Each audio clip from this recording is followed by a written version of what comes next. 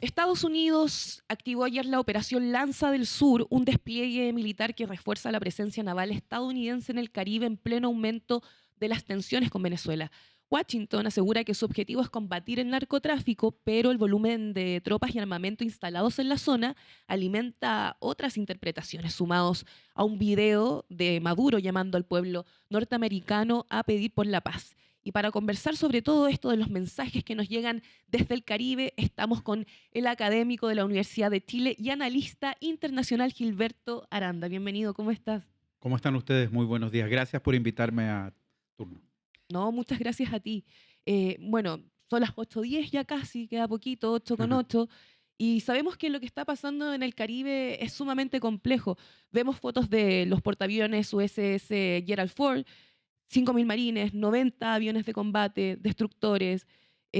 Acá se activó la Operación Lanza del Sur. Podríamos comenzar con eso para explicar a la gente qué es la Operación Lanza del Sur.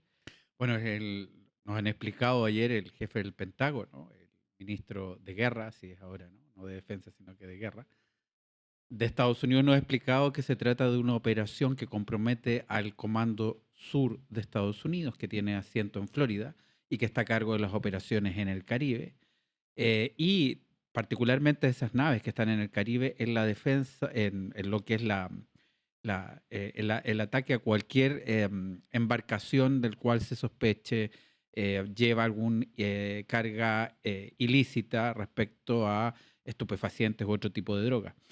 Lo que quiero decir con esto es que se le coloca nombre a lo que estamos viendo, pero además en ese comunicado, en ese posteo en X, el secretario del Pentágono asegura que hay una intención de defender no solo en Caribe, sino que lo que ha llamado el hemisferio occidental, es decir, las Américas.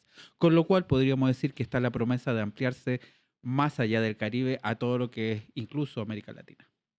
La excusa oficial de la Casa Blanca, como siempre, es combatir el narcotráfico que hemos visto en todos los portales de noticias. Y acá, Gilberto, ¿de verdad se necesita un portaaviones y 5.000 marines para perseguir lanchas con droga? Incluso yo te diría que son 15.000 los efectivos, tal como dice. El portaaviones, el Gerald Ford, es el más avanzado, el más letal de la escuadra de Estados Unidos. Y más o menos tendríamos que decir que sobre el Caribe está la concentración de un 20% de todo el músculo del gigante hemisférico. Uno diría que, por supuesto, estas embarcaciones que han sido golpeadas, aniquiladas, sin exhibir pruebas, pero del cual hay una acusación respecto a que transportarían narcóticos, pues se puede hacer esa misma operación con drones de otro espacio. No necesitas esa cantidad de despliegue humano y sobre todo de recursos tecnológicos.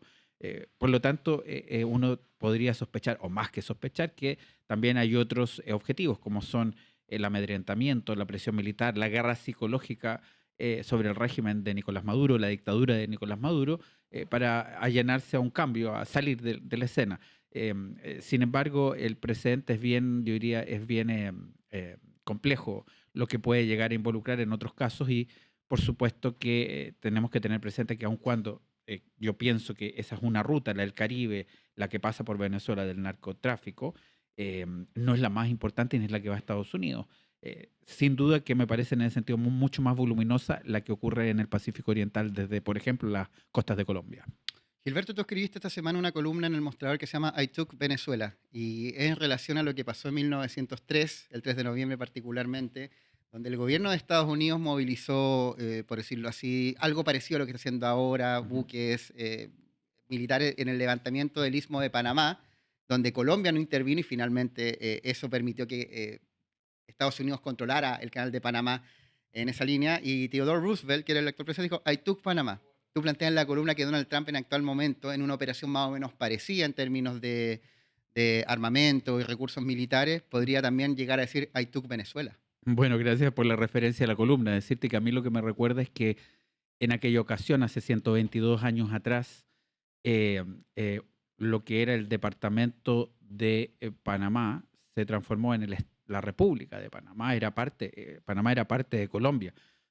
Y como Colombia estaba renuente a firmar el acuerdo, el Senado de Colombia, a firmar el acuerdo que cedía los derechos en la zona del canal, del futuro canal a Estados Unidos, pues Washington toma la decisión de enviar 2 buques de guerra que impidan el paso, que disuadan el paso de tropas colombianas hacia el canal, con lo cual se consolida la posición de Panamá. Y esto termina en este reconocimiento de aquel presidente Roosevelt, Theodore, respecto a que en realidad todo lo operó él y que al final significa que Estados Unidos lo controla. Lo mismo puede hacer hoy día Trump cuando, más bien alegando la cuestión del narcotráfico, que yo creo que sí es una señal potente a su audiencia interna, lo que es la opinión pública de Estados Unidos, finalmente puede lograr, o eventualmente podría lograr un cambio de régimen o un cambio de nombre en el régimen de Venezuela y terminar diciendo que en realidad todo pues se debe a la acción de Estados Unidos. Se podría decir básicamente que es un patrón histórico. Sí, yo la verdad es que lo que veo, para ser bien claro ante la gente, es que estamos ante, no sé si la resurrección, pero la alusión permanente a lo que fue la doctrina Monroe de 1823, que declaraba América para los americanos, que ha sido interpretado como América para América, las Américas, toda la región occidental para Estados Unidos, y por lo tanto ese patrón que tiene ya, fíjense ustedes, más de 200 años, hoy día se reencarna en las operaciones que se llevan a cabo en el Caribe, lideradas por la administración Trump. De hecho, dentro de la misma columna tú dices que esta doctrina de Trump no solo apunta a Maduro, dices también que hay un segundo destinatario. ¿Por qué dices, por ejemplo, en contexto para la gente, que Gustavo Petro en Colombia también es un objetivo de esta presión militar en el Caribe? Sí, es un objetivo, diría yo, que no tiene la prioridad que tiene Venezuela, pero donde también se envía recados, porque, el presidente Trump ya posteó también diciendo que Gustavo Petro es un líder del narcotráfico y lo ha incluido en la denominada lista Clinton, que es la lista que confecciona Estados Unidos para decir qué personas están conectadas con el tráfico de estupefacientes. Por lo tanto, también aquí hay una invectiva contra Gustavo Petro, pero también teniendo presente que Gustavo Petro se someterá, no él, sino que van a haber elecciones. Y después de esas elecciones vamos a ver qué piensa también Washington. Hay elecciones en Colombia a mediados del próximo año, están muy, muy cerca. Y yo agregaría que también podríamos decir que hay otra persona que es el secretario de Estado, Marcos Rubio, que él sí tiene una relación con Cuba y con María Corina Machado, perdón, con Venezuela y con María Corina Machado especialmente. Ciertamente también con Cuba, hijo de cubanos. Y que uno podría pensar también que después de Venezuela puede venir otro país como Cuba, un poco en lo que es esta campaña de Estados Unidos. ¿Cómo ha respondido, podría responder el resto de países de la región, particularmente Latinoamérica? Porque estamos hablando también de temas más allá de la crisis venezolana, la dictadura venezolana y que afecta a toda Sudamérica y otras latitudes también. Hay un tema también de soberanía y también en el contexto geopolítico actual, que China y Rusia han sido colaboradores de alguna forma también del régimen venezolano. Hay también una disputa más grande, como una mini o una reminiscencia de una guerra fría dentro de las potencias que son China y Rusia, particularmente China, porque Estados Unidos y China, sus diplomacias también están disputando cada una de las regiones del mundo mediante no actos militares, sino también culturales, económicos. ¿Hay algo de eso? Bueno, decirte respecto a lo primero, que los países de América Latina, frente a estas diversas políticas de la doctrina Monroe, incluyendo lo que se llamó el Gran Garrote entre 1898 y 1933, cuando los ejércitos de Estados Unidos se paseaban por México, Centroamérica y el Caribe. Ese paseo es una forma coloquial de decir de que intervinieron, ¿no? Los países de América Latina, por lo tanto, responden de diferente manera. En algunas ocasiones adhieren, aquiescencia, en otras ocasiones se adaptan, se acomodan y en otras rechazan y se confrontan.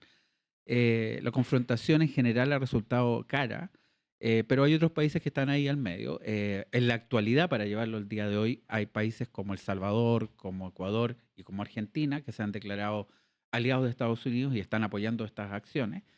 Y hay otros que son más confrontativos, como bueno, el propio Venezuela, mientras algunos tratan de decir que quieren retener márgenes de autonomía, como el propio Brasil. Ahora, aquí hay una disputa de una denominada Guerra Fría intra-latinoamericana, dicen algunos, pero sobre todo la presencia de otros competidores. A ver, en el caso de Rusia, es uno de los principales abastecedores de armas al régimen de Maduro, a la dictadura de Maduro. Y al mismo tiempo, yo también tendría que adicionar que China es distinto, es un intercambio comercial, una serie de préstamos que ha hecho a Caracas, pero ciertamente toda esta acción tiene como destinatarios indirectos a estos países a los cuales le está diciendo que el hemisferio occidental, como lo denomina Estados Unidos, es su, antes decíamos, backyard, patio trasero, y por lo tanto que están invitadas a no involucrarse en demasía. Claro, y justamente de lo que estabas mencionando, ¿tú crees que Estados Unidos se atrevería a una lanza sur, sabiendo que no solamente le va a pisar la cola a Maduro, sino que a Moscú, Beijing? Es que yo tengo la impresión de que, a ver, si observamos el comportamiento de Rusia y los temas de Rusia. Rusia en este momento está, como ustedes lo han tocado en este mismo programa, está en un conflicto en Ucrania donde, aun cuando avanza, no es con la rapidez esperada.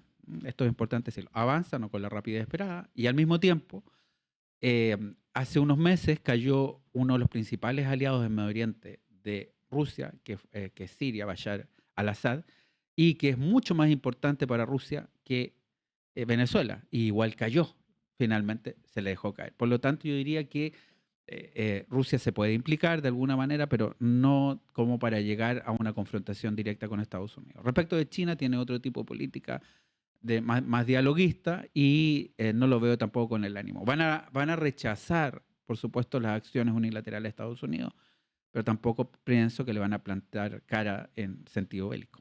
Gilberto Aranda, acá en Turno AM, analista internacional, queremos agradecerte, pero antes de despedirte, te tengo una última pregunta, porque hemos visto últimamente que, claro, Maduro al parecer se lo está tomando muy en serio porque sacó un video desesperado hablándole directo al pueblo norteamericano para que pidan por la paz.